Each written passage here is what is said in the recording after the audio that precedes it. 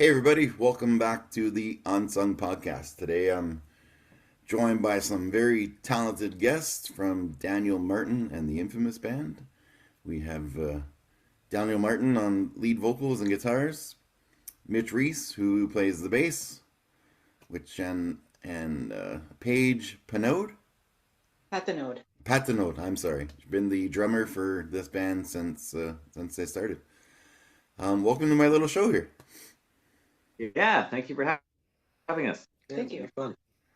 Daniel and I crossed paths about 4.5 years ago. I was talking to my friend Steve Gillis, who just another artist, and I said, "Man, do you know anyone that's got some badass music? I need some music for my boxing videos." And right away he said Daniel. So I took some of his music and used them for a few videos, and I needed some video that wasn't gonna get me shut down by copyrights and stuff.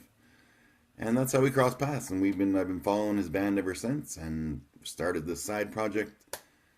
And I thought, yeah, I gotta have these guys on. They got some really powerful music. Cool, thank you. I'm glad it speaks to you. Like I know that No Fear Tonight had kind of a profound effect on you at least once. That's one of the songs that we're gonna. That song hit me so hard because I was 44 years old, trying things for the first time, starting boxing, and then it hit me hard because I started to come over all these things. I played it one video where I was in a ring with this thing swinging back and forth like a wacky in the head. I'm like, you know what? No Fear Tonight, man. Here we are. So, how long has your band? I mean, there's been some changes with members, but when did you start with the first project here? Well, so this band started as an idea in 2017, in conjunction with the upcoming TV series Rutherford Manor. They asked me to write them a song, and then that song became an album, and that album became A Taste of Madness. And it was kind of supposed to be a one-off thing, but here we are, 8 years and 3 albums later, and I'm glad it wasn't a one-time thing. And I hope that a lot of other people are too. That it wasn't just a one-off. Like we're still here. We're still making music. And yeah, our first concert, our first album, first music video was all 2018. And then since then we've had some really great opportunities. Like we got to open for Finger 11 and Fifi Dobson a few years ago. We got to play some really cool festivals like Pride Fest and Beaumont Blues. We've had our music used in a couple of films, like Brimstone Pictures' Spin the Wheel, and we're still rolling. We got lots of opportunities coming up this year, like we get to play Loud as Hell and Drumheller for the first time, and yeah, we're happy to still be getting out in front of new people. So speaking of Loud as Hell, I was just looking at the lineup, and there's a lot of bands I've never heard of, but I just love that there's like a metal festivals happening again, and it seems that rock is coming back. I don't know. It's just my feeling. There's more festivals. All these bands are still touring. Some of them that probably shouldn't be, but I've seen Motley Crue 19 times. They were my band since 1986.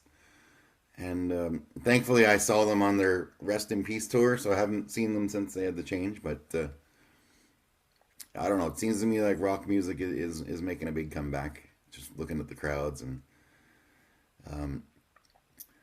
when you're playing in a crowd and you hear people singing along with your songs, like every word for word, what's that like for you?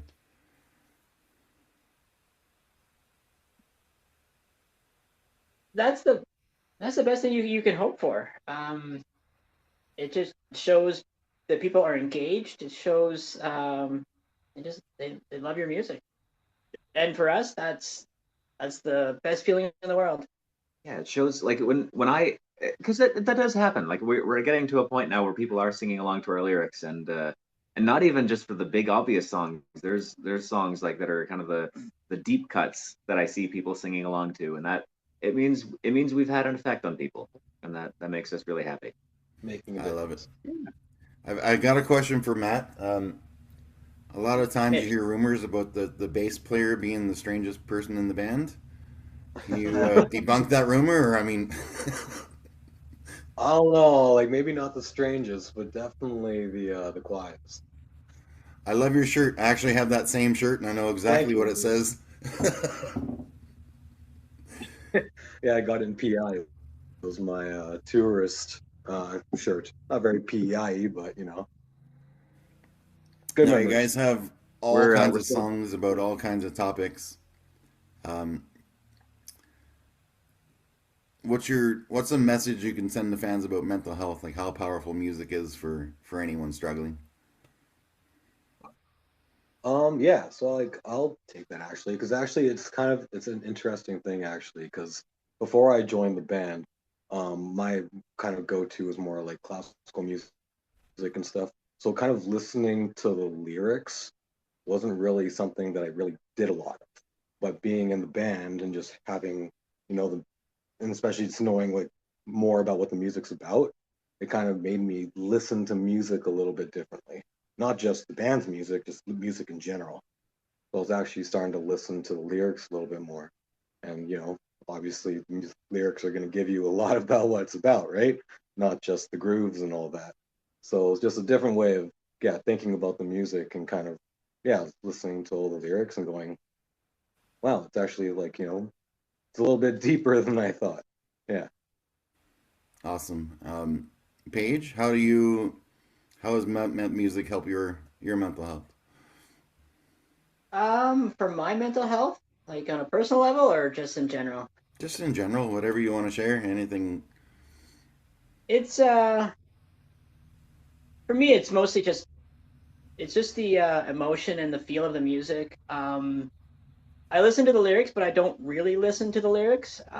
As a drummer, I just enjoy the music in general. I mean, um, as a musician, I listen to a lot of bands where I mean the lyrics are in different languages, and I don't care. The music is just fantastic, so it just makes listening to that music much more enjoyable.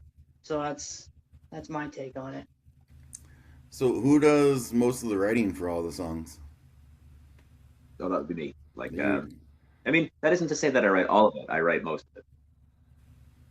Okay, yeah, we've got some pretty powerful songs we're gonna listen to a little later. Um, but I'm curious. This question will be for all three of you. If there was one dream band that you guys could open up for, who would it be?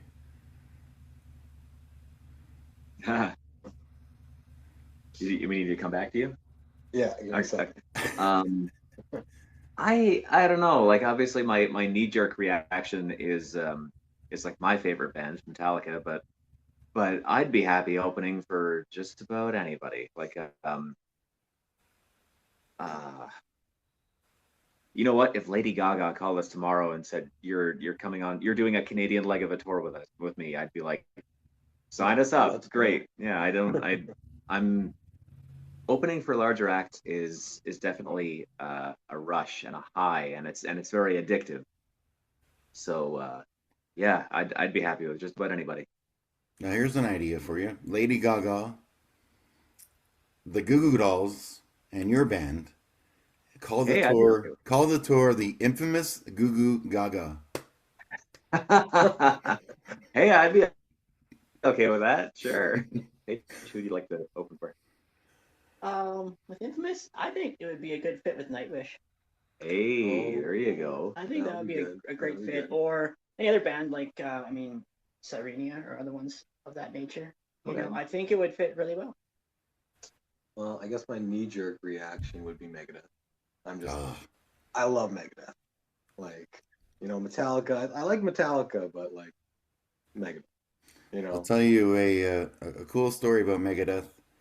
A few years ago, they were playing here in Calgary with Disturbed, a bunch of other metal bands I've never heard of, and because I had that connection with Kiss and Gene Simmons, Megadeth's management says, "How many veterans would you like to bring this show?" Dave wants to just have a ton of veterans on the floor, and they sent me 25 tickets, floor seats for this Disturbed and Megadeth. Oh, and Black Label Society. Mm-hmm. And these guys had the time of their life. I mean, I was 44 years old in the middle of a mosh pit, so I got out of there pretty quick because I wasn't, I didn't want to pull a hip or anything, but it was cool seeing those guys so close. And Disturbed, and that's another band that's on real live, and all their songs tell a story too. My favorite thing since starting this little side project, talking to bands and musicians, is hearing the stories of the songs and hearing where they came from, and it's given me a whole new level of appreciation. Like, I hear a new song now, I'll listen to it the first time just to hear the riff and the hook, and then I'll play it again, but I'll focus on the words. And I started to realize that every band I loved in the late 80s and 90s was just all about sex and riding cars and like, wow. Sex, drugs, rock and roll. Yeah, like you listen to some old Poison songs, I'm like, oh my goodness, I can't believe how much I played that when I was like 12, and it was allowed back then. But so this loud that's is what we're missing. We're missing the cars and the sex. Damn it! Yeah, you guys got in a little late, but yeah. I really enjoy watching on your YouTube channel. You have a lot of the making of videos, and it tells the story and just about. It's cool. I haven't seen it. Like, I mean, you don't get that stuff unless you find a documentary channel. So it's a really different touch, and I'll have your links in there in our description. If anyone wants to go check that out, you can spend a lot of time reading it. It's really interesting. Yeah. That kind of stuff is important to us because it gives the people who are interested in it a different dimension to get closer to what we do, and that's pretty important to me because. Yeah, not everyone who listens to our stuff is going to be interested in the making ofs, but the ones that do are really into it. So you've been doing this about 7 or 8 years almost. What's been the one gig you had where just everything went wrong, one disaster after another, and how'd you recover from that? Enjoy. Oh no. Well, there's a couple that come to mind, and I'm not gonna name them. But there were the last couple of years, I think we've averaged doing like one bad concert a year, and it's not always because we're having a bad day. It's something tech goes wrong or something at a festival goes wrong. Like we get bumped back a couple times and we start at 3 a.m. or something with gear gets like, oh shit, something went wrong. So. Literally. Yeah. So yeah, like there's been a couple, like anything from burst sewer pipes to storms affecting a festival to starting at 3 a.m. Like we've definitely had our fair share of gigs. Nice. So let's talk about these 3 songs we're gonna play. I'm gonna play each one, and then we'll have a little chat about it. So everyone out here listening, let's have a listen to the song Painkiller from Daniel Martin and the Infamous.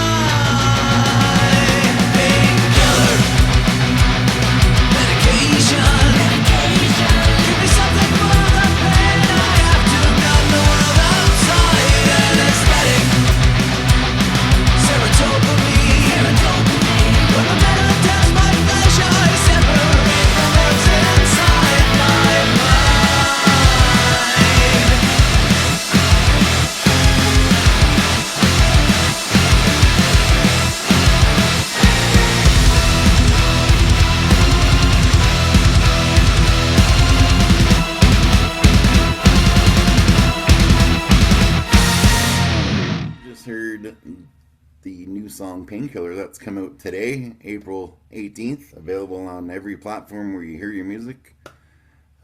Let's have a chat about that song. Where did that come from? Painkiller. We've never had a song about addiction before, and that is an important thing where a lot of bands have a song like that. It's like, obviously, like, people who listen to Infamous music come from all walks of life, and we try to make people feel seen and heard. And yeah, there's definitely been some addictions with Infamous members, past and present. I know I've had my struggles with some less conventional ones. But yeah, this is for everyone who has struggled or is struggling with something. It's your kind of their moment of feeling seen, of feeling heard. And yeah, like I've definitely got like kind of a personal experience that I'm gonna put a pin in and come back to. That kind of played into some of the lyrics of this song. But yeah, well, like Mitch, what does Painkiller mean to you? It's just kind of like a, culmination is the best word, but kind of, I'm gonna use it, culmination of kind of like all of the kind of thematic material of the album. Because the album's really about like, war, war, your mental health wars, any of those sort of, issues people are having. And, Painkiller is kind of talking about all of those different types of, wars that people have, kind of what they're battling with, right? So it's kind of, yeah, kind of putting everything all together with the album. For me, that song hit me the most because I battled alcohol abuse for almost 25 years, and it's from PTSD. I didn't know how to deal with anxiety or panic attacks. Social media wasn't around when that all started. So I drank, and I drank a lot, like 5-6 nights a week, by the pitchers of beer. And this August I turned 50, and it'll be my third year sober without getting drunk. And if you're out there listening to this, or if you've tried and failed, I've tried and failed about 10 times. And for me, alcohol was, I guess you'd call it, my painkiller. I never did drugs or anything, but last 2 weeks ago, I played my guitar at my church in front of 150 people, and the first time I was sober, whereas I used to have to get shit-faced drunk to be able to sing karaoke. So it was life-changing. And yeah, so if anyone's out there listening to this, have a listen to this song 2-3 times, get it in your head, and anything is possible to overcome anything. Good for you for getting to 3 years. That's no easy thing. Absolutely. No, and like some people say, you shouldn't call yourself sober, because I've maybe had 4 beer in the last 3 years, but it was out with a friend. I had just a relaxation. So to me, in my head, I consider myself sober because I haven't been drunk. I mean, I got nobody to impress, right? It's just for me. But if it inspires someone, then cool. I count it. Paige, Yeah. what does Indeed. what does Painkiller mean to you? Oh, I mean, Mitch summed it up quite well. I don't really have anything to add beyond that. He summed it up really, really well. It's an all-encompassing, it's an all-encompassing struggle. Everybody has a struggle, and as Mitch said, everybody's got a war they are fighting. It could be Beautiful. financial, it could be their children, it could be their work, it could be any number of a million things, and hopefully this will help them to see that there is a light at the end of the tunnel, and there's always a tomorrow. Beautiful. We're gonna have a listen to No Fear. This song, personally, there's a part at the end where everything slows down, and I must have listened to that part of that song about 200 times in a row. It's just so powerful. You guys will hear it in a second, so we'll have a chat about it after. So this is No Fear tonight, and hope you enjoy.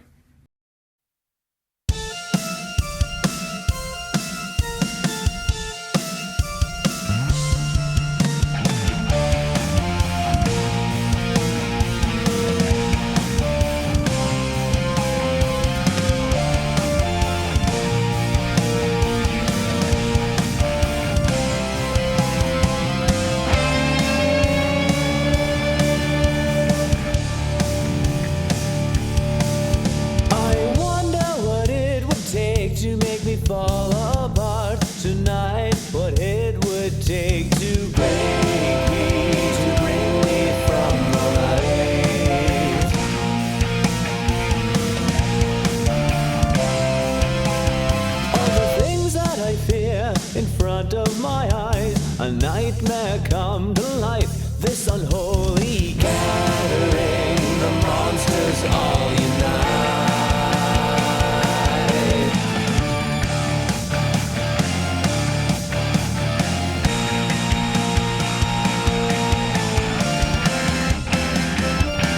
I cannot be afraid.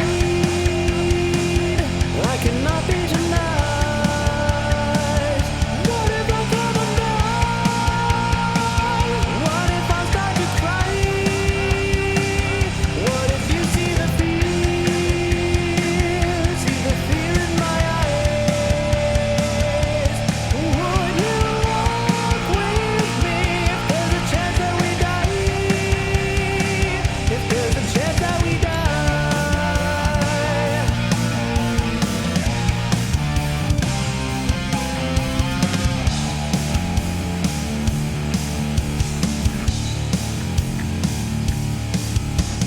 Eyes in the black night, blood on a white wall. No matter where I run, they always find me. These creatures of the night.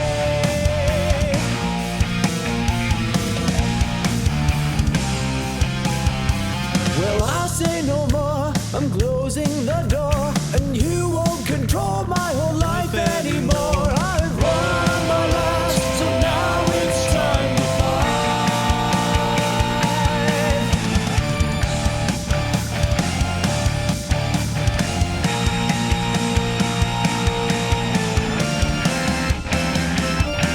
I cannot be afraid. I cannot be tonight. What if I come undone? What if I start to cry? What if you see the fear in my eyes?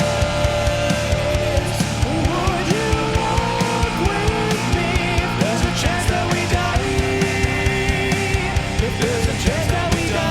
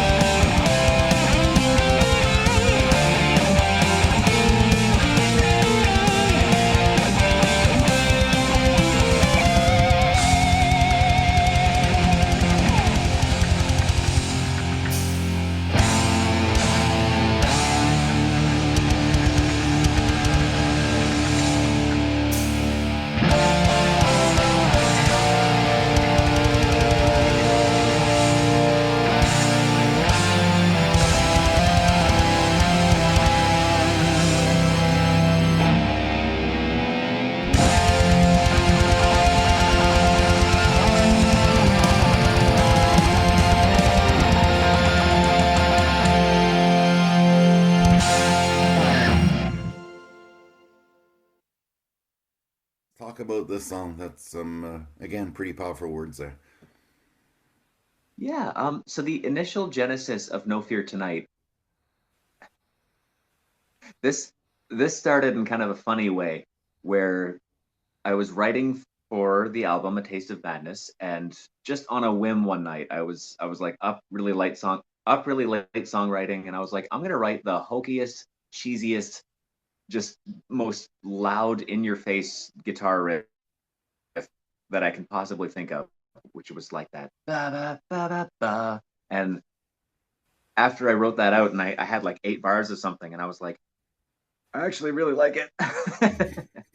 So that one kind of became the big epic finale of A Taste of Madness. And just kind of thematically, because Rutherford Manor has themes of like, you know, a haunted house, this is kind of like the getting through the all is lost moment of like, oh my God, I'm terrified, I don't know if I can get to the end. And then you do.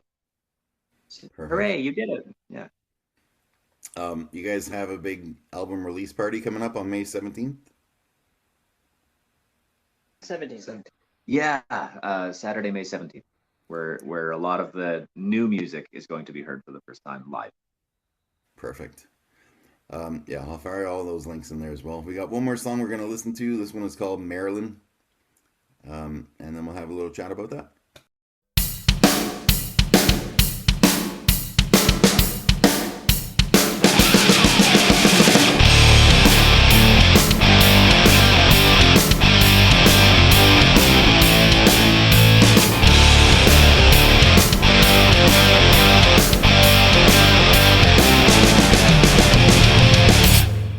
Do you have what it takes to be worshipped? Have the masses all down on their knees? Be a 10 out of 10 like a god among men. Have your name whispered on every breeze. There's some things to be done and it won't be much fun. You've got 2 tons of work to do. You better touch your toes and you'll need a new nose. And you'd better stop eating too. I can make you whole, I can get you to roll, I can give you control, all I need is your soul. If you let me inside, if to me you confide, I can teach you to strive, you can be worldwide. But before they put you back on the shelf, you better love yourself.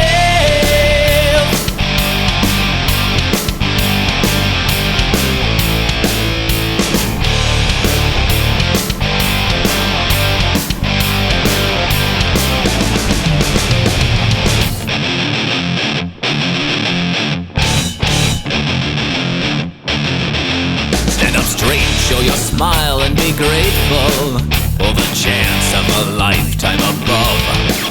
Take a little, keep it clean. Take a lot and be queen. Take it whole and it's almost enough. Don't you wanna be happy? Can you hear them all clapping? You're the new face of dreams come true. And all the seats were empty cause the people all stood. Yes, the whole world will bow down to you.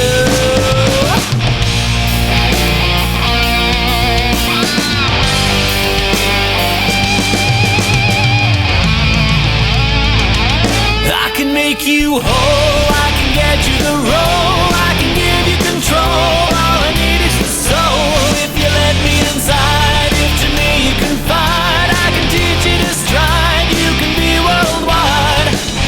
But before they put you back on the shelf, you better love yourself.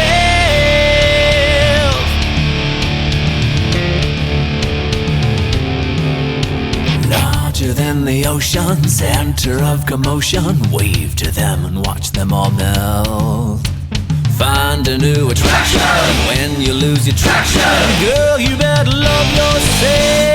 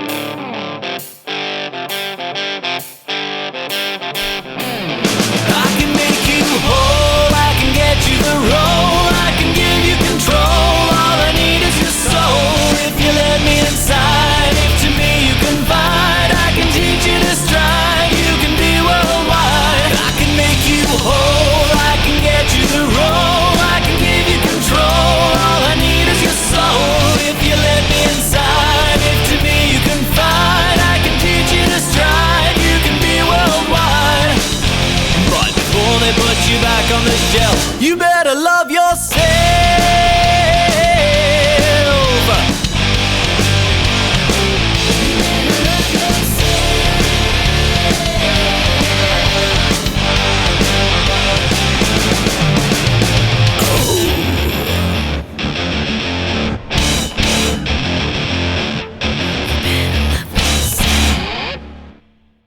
That was Marilyn by Daniel Martin and the Infamous. Let's have a little chat about that song.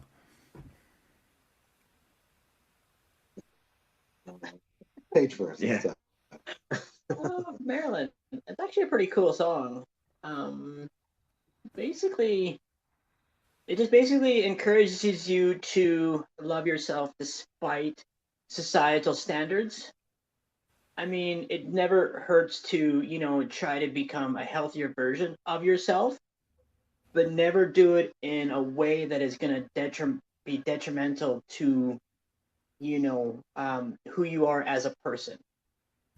I mean, just everybody's beautiful the way they are.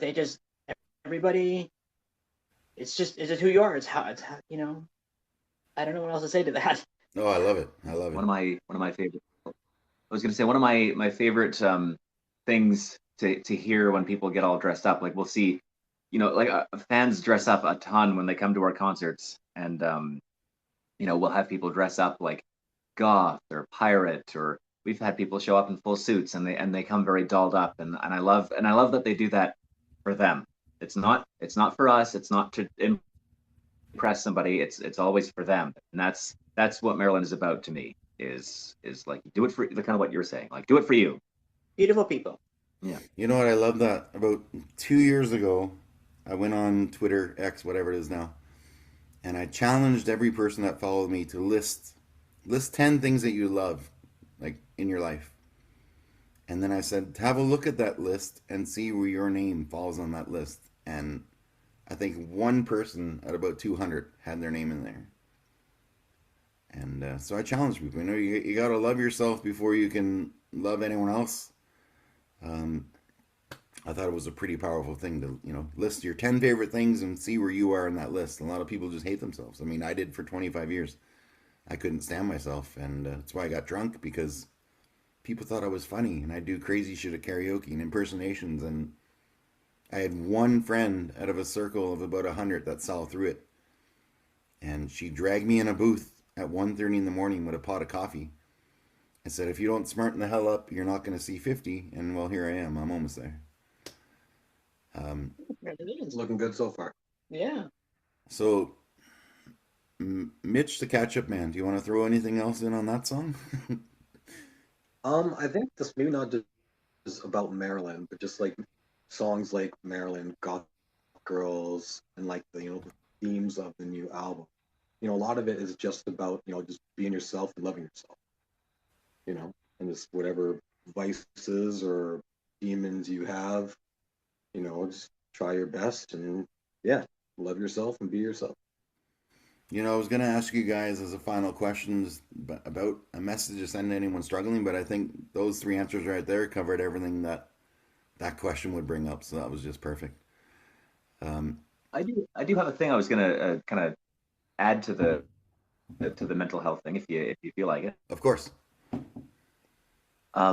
So someone I know who's a therapist had this thing that they shared with me recently where they said you should feel your feels on a regular basis because it clears up your cognitive function for other things. So like I've got a YouTube playlist that I call my rainy day playlist, and it's got good stuff in there, it's got bad stuff in there. It just kind of, if I need to feel something, I just go into this playlist and I'll watch something. To give you an example, one of them is Peter Cullen talking about how he came up with the voice of Optimus Prime, which just on its own, that doesn't sound emotional, but it so is. And if you feel your feels and kind of let it out of your system occasionally, then it definitely clears up your brain function for other things. So that's my 10 cents today is feel your feels. God damn it. Okay, so I got one more question for all 3 of you. And if you want to check with the other band members after and get back to me, I'll update the comments. But I ask kind of a ridiculous question at the end of all my episodes. I mean, I've had addiction episodes, sexual abuse, so, self-harm. So I kind of throw this out at the end of every episode just to lighten the mood a little bit. So my question to all three of you, 100-meter pigeon carrying contest. How many pigeons do you think you could have in your arms at the end of the race? Oh God. Are they behaving, or are they like actively trying to get away from me as I'm carrying them? Or are they picking out my eyes? They're live. They're calm. They can't be injured, just to cover all my past questions. Okay. So, PETA, stay away from me. Don't cancel me for that. But no pigeons can be harmed. They're calm, just normal pigeons. I'm gonna say 8. That's my answer. I think I could carry 8 pigeons 100 meters. Probably 5. But I'm gonna say 7, 3 on each arm and 1 on the top of my head. nice. Just so you know, my biggest answer was 150. Oh, This little small Italian lady said she was going to put double-sided tape all over her clothes, tape pigeons to her, and then put their arms around and what? Gotta think What if we outside the put them in box, a I big guess. container and just drag them? That I do. I mean, yeah. Put it on a wheelie. Ready to go. Let's go. Get a vat of pigeons. No, that question came from, I got to go to a hockey game with Bret the Hitman Hart a few years ago, and we were just talking about the weirdest questions he's ever been asked, and I said, I bet you I can ask one you've never been asked in your 2,000 plus interviews. And he just paused for about 10 seconds. He didn't know what the hell to say. And then he said, shit, I don't know too. So it just kind of stuck with me. And it's apparently Mike Tyson is a crazy fan of pigeons. Okay. And I want to get him on my show to talk about pigeons, but who knows? Yeah. I would love to hear Mike Tyson's answer on how many pigeons he can carry. So yeah, thank you all for coming on with me. You guys are so talented. A lot of nights I'll put on some of your music when I'm trying to fall asleep because I find it just almost like a symphony of, I can't even put it into words. It reminds me of, I used to listen to a lot of Dream Theater and Ronnie James Dio, as we talked about last night, Daniel. And I don't know, it's very soothing. So check out these guys. If you're in Drumheller or near Drumheller, go check out this Loud Festival, which I'm going to try and talk my girlfriend into going to. And It is a pretty awesome festival. I've played it with my other band and twice, and it's a pretty intense festival. nice. We're first. We're band number 1. I saw that. I saw Friday. that. Number 1 on Friday. Amazing. All right, so check out Daniel Martin and the Infamous. I'll have all these links in the description. Thanks you guys for coming on with me, and keep on rocking.